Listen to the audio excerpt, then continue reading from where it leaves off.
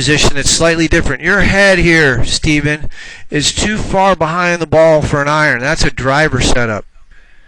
I've got a pressure mat that'll tell you where your weight's distributed. We haven't done that yet.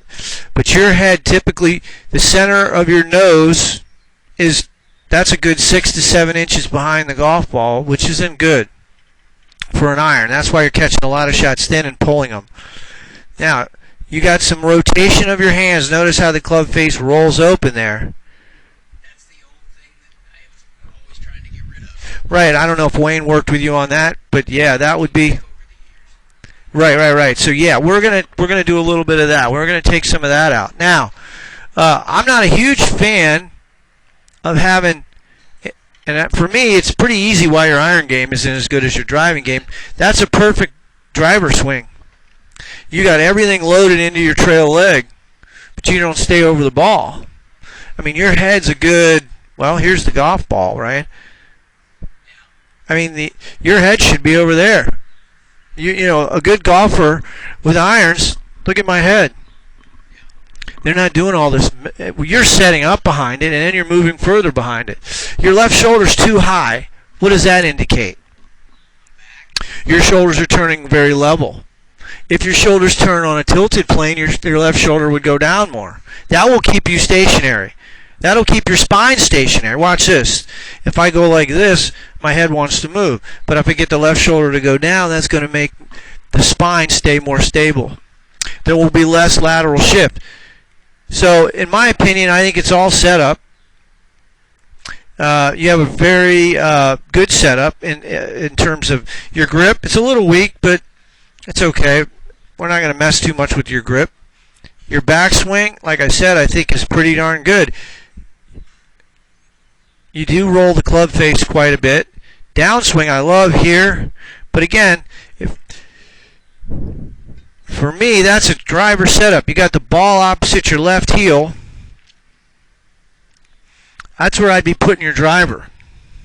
You know, and that's so much of this is set up. And then you load watch this. See that little shift you just did? Watch your left shoulder in that little S. See how you just loaded more into your trail leg there. So, yeah, you're just loading up on that trail leg. I don't know why, but maybe it's just comfortable. We're going to do a little test. You can go on YouTube, Golf Bio Swing Dynamics. You can type in the search box, Mike Adams and E.A. Tischler. They use biomechanics to really diagnose what kind of golf swing you should have. And one of their tests is you just take a club or whatever, put it across your thighs, and I just want you to turn your hips. Now, notice where your hips went. They went to the left. That's perfect. There's 3 types of players. There's a left post guy who rotates over the left leg. There's center post, and then there's right post. Now, that biomechanically is what your body wants to do, but you're not doing that. So we have to match what your body wants to do with what your body's doing. See, there's no correlation. Your hips don't actually do what. So I'm going to actually have you working on turning your hips a little bit more right around center. That'll also help you stay over the ball. It should. I don't want you restricting anything. There's a lot of evidence now that, besides the compression force the spine gets over the years from playing golf, restriction. If you're one of these guys that's resisting, you better be able to jump 48 inches in the air or 40, 30, be a phenomenal athlete that's got explosive power. Everybody else should be a releaser, not a resistor. Releasers are going to live longer. Vijay Singh, Bubba Watsons, John Daly's of the world, they release their hips. They don't resist. So your body's going to be, over the long haul, it's going to be much better off with releasing those hips, which is what I want you to be doing. That is hard for me to visualize. What another sign that I'm doing that knee bend? Well, if you just... We've got 3D equipment here. I'll put sensors on your hips. But I would say, just looking at it with 2D video, your toes are splayed. Okay, so how you turn your feet has a big influence on how your hips work.